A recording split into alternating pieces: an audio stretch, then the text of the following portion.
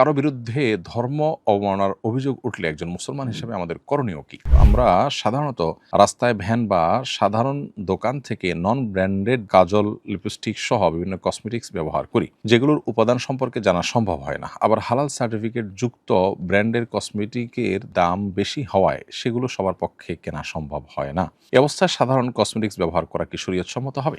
কসমেটিক্সের ক্ষেত্রে হালাল হারামের বিষয়টি সম্পর্কে আমাদের বেশিরভাগ মানুষের ধারণা নেই, অথচ আমরা পানাহারের মাধ্যমে যেরকম আমাদের শরীরে হারাম ভক্ষণ, হারাম পান করার অপশন আছে, ঠিক একইভাবে আমরা অনেক প্রসাধনী ব্যবহার করার মাধ্যমেও শরীরে হারাম প্রবেশ হতে পারে। এই জন্য এই বিষয়টি আমাদের সতর্ক হতে হবে এবং প্রসাধনীগুলোর কোথায় কি উপাদান আছে না আছে সেটা আমাদের খোঁজ করে বের করা দরকার এবং সতর্ক থাকা দরকার। এবং এগুলোর মাধ্যমে স্পিরিচুয়ালি আমরা ক্ষতিগ্রস্ত হয়ে আধ্যাত্মিকভাবে অনেক সময় ক্ষতিগ্রস্ত হওয়ার সম্ভাবনা বা শঙ্কা থাকে। এই জন্য এই বিষয়গুলোকে খুব সিরিয়াসলি আমাদের দেখতে হবে। যে সমস্ত ইহুদি কোম্পানিগুলোর তালিকা আমরা বিভিন্ন মাধ্যমে পাই, আমরা দেখতে পাই সেখানে ফুড আইটেমের চাইতেও বরং যে কোনো আইটেমের চাইতে তাদের সবচেয়ে বেশি বিজনেস হয়ে থাকে সচরাচর এই ধরনের ইস্যু, অর্থাৎ আপনার প্রসাধনী রিলেটেড বিষয়গুলো নিয়ে তারা কাজ করেন সবচেয়ে বেশি। তো এই জন্য আমাদেরকে এই বিষয়গুলোতে অনেক বেশি সতর্ক থাকতে হবে। যদি আপনি আপাত দৃষ্টিতে হারাম কোনো কিছু আছে বলে সেখানে দেখতে না পান, তাহলে সেক্ষেত্রে এটি আপনার জন্য মৌলিকভাবে ব্যবহার করা জায়েজ আছে, কিন্তু কি আছে না আছে সেটি বিশেষ করে সন্দেহ যখন হবে, মালিক বা প্রতিষ্ঠান অমুসলিম কোনো কান্ট্রি থেকে উৎপাদন করছে, সেখানে সম্ভাব্য কোনো হারাম থাকতে পারে, এরকম যদি মনে হয় এবং সেটা আপনার জানা না যায়, তাহলে অ্যাভয়েড করতে পারলে সেটা অবশ্যই তাকওয়ার দাবি। যে মানুষ যে স্থানে মৃত্যুবরণ করে সে স্থানের মাটি দিয়েই তাকে তৈরি করা হয়েছিল, এই বিশ্বাস কি ইসলাম সম্মত?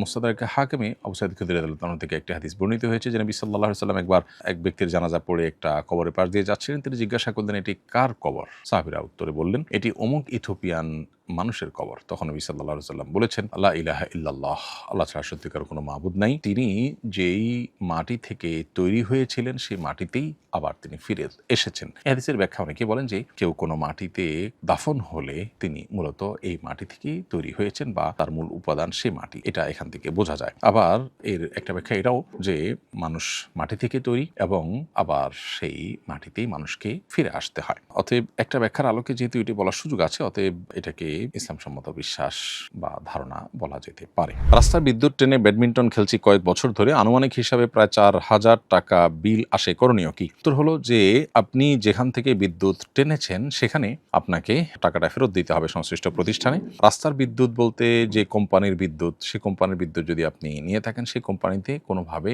কোম্পানির অ্যাকাউন্টে টাকাটা ঢুকিয়ে দিবেন। কি প্রসেস আছে না আছে সেটা খোঁজ করে বের করতে হবে যে কিভাবে কোম্পানির অ্যাকাউন্টে টাকা দেওয়ার ব্যবস্থা আছে। কোনো ব্যক্তি বিশেষের লাইন থেকে যদি নিয়ে থাকেন, তাহলে সেক্ষেত্রে যার মিটারে এটার রিডিং উঠেছে বা এটার খরচ উঠেছে তাকে আপনি টাকাটা পরিশোধ করে দিতে হবে, না হলে আল্লাহর কাছে আপনি দায়ী থাকবেন। বিশেষ করে শীতের মৌসুমে আমরা অনেকেই ব্যাডমিন্টন খেলি এবং এক্ষেত্রে সেখান থেকে বিদ্যুতের লাইন নিয়ে নেই এবং লাইন থেকে বিদ্যুৎ নেওয়াটাকে আমরা অন্যায় বা অপরাধ মনে করছি না, অথচ আপনি যে বিদ্যুৎ ব্যবহার করছেন এটা মূল্য পরিশোধ না করলে আপনার খেলা জায়েজ হবে না।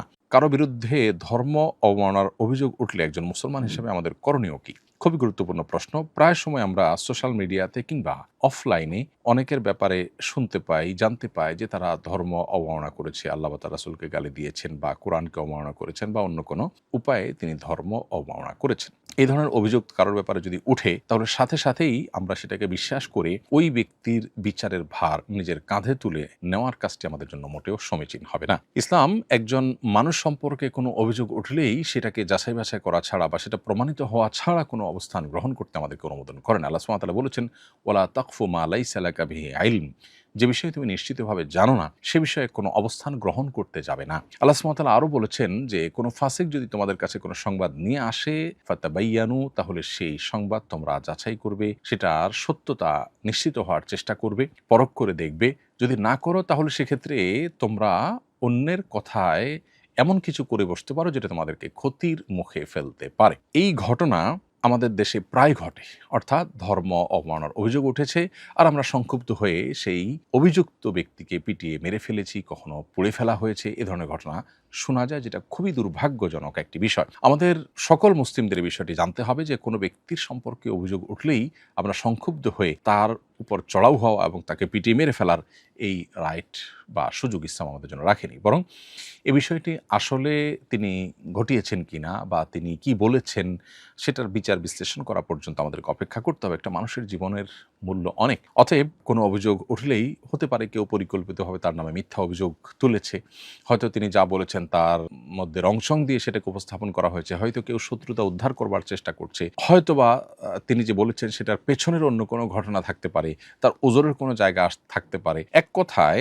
কোনো ব্যক্তির বিরুদ্ধে ধর্ম অবমাননার অভিযোগ উঠলেই আমরা তাকে অপরাধী মনে করা এবং অপরাধী মনে করে তাকে বিচারের কাজ নিজের কাঁধে তুলে নিয়ে আমরা তার উপর চড়াও হওয়া এটা উচিত নয়। নবী করিম সাল্লাল্লাহু আলাইহি ওয়াসাল্লাম তার কাছে যখন সাহাবায়ে কেরাম অনেক সময় জিজ্ঞাসা করতেন, হে আল্লাহর রাসূল, অমুকে এই কথা বলেছে, এই কাজ করেছে, যার ফলে আমার মনে হয় তার মৃত্যুদণ্ড হওয়া উচিত, আপনি আমাকে কি অনুমতি দিবেন, আমি তার গর্দান উড়িয়ে দিব। এখানে দেখা যায় যে নবী করিম সাল্লাল্লাহু আলাইহি ওয়াসাল্লাম মদিনা রাষ্ট্রের বিচারিক প্রধান হিসাবে তার অনুমোদনের অপেক্ষা করতেন সাহাবায়ে কেরাম। এ ধরনের ঘটনায় বা এ ধরনের আর্গুমেন্টের ক্ষেত্রে নবীজি কখনো কাউকে পারমিশন দিয়েছেন এমনটা সচরাচর দেখা যায় না। এখান থেকে বোঝা যায় যে সাহাবীরা পর্যন্ত নিজের বিচারে কেউ মৃত্যুদণ্ডের উপযুক্ত মনে হলেও নিজে মৃত্যুদণ্ড সরাসরি কার্যকর না করে নবী সাল্লাল্লাহু আলাইহি ওয়াসাল্লামের অনুমোদনের অপেক্ষা করতেন এবং তার কাছ থেকে পারমিশন নিতেন। এখানে কিন্তু একটা শৃঙ্খলা বোধের শিক্ষা আমরা পাই। বিধায় কোনো ব্যক্তির বিরুদ্ধে ধর্ম অবমাননার অভিযোগ উঠলেই তাকে অপরাধী মনে করা এবং তার বিচারের ভার নিজের কাঁধে তুলে নিয়ে তার উপর চড়াও হওয়া, তাকে পিটিয়ে মেরে ফেলা কোনো অবস্থাতেই আমাদের জন্য জায়েজ নয়। বরং আমাদেরকে এটি প্রমাণিত হওয়া পর্যন্ত অপেক্ষা করতে হবে এবং শান্তভাবে অত্যন্ত ধৈর্যের সাথে এ ধরনের পরিস্থিতিতে আমাদেরকে সিদ্ধান্ত গ্রহণ করতে হবে। অপরাধের মাত্রা অনুসারে তার বিচার এবং শাস্তি নিশ্চিত করতে হবে। নির্দোষ যদি প্রমাণিত হয় তাহলে সেক্ষেত্রে তাই কোনো শাস্তি দেওয়া যাবে না। এই বিষয়টি আমাদেরকে প্রত্যেকটা মানুষকে খেয়াল রাখতে হবে।